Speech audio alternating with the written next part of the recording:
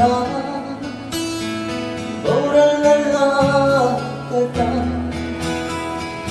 Yawaka om minkan sanu Hilangaan mo Phuahtu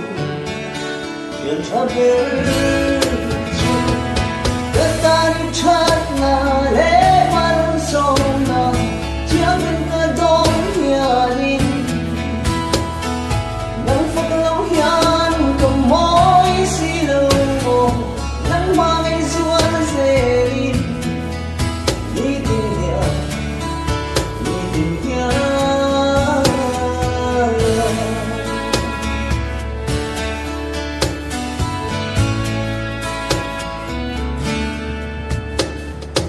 Lung du song te Min te ki chul siêu Ado heng zo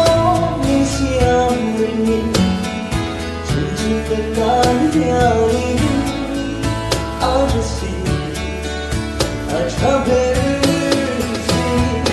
Katani chat na le man som na Chiam tin ka don hianin Nang paglaw yan kamoy silaw mo Nang mga chuan selin Nitin hian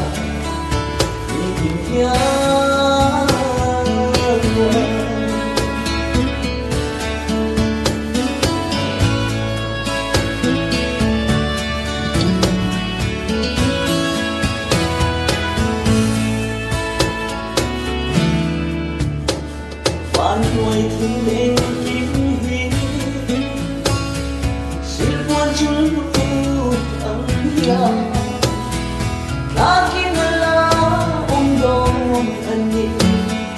Nang hiro pan ay reng Lo bui gen O lo bui gen Katani chat na le man som na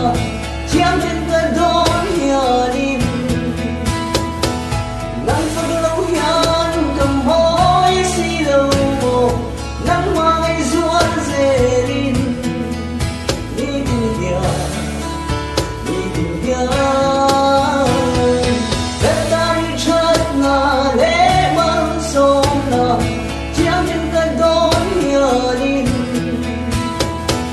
Nang paglaw yan kamoy silaw mo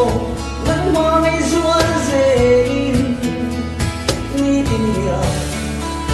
Nitin hian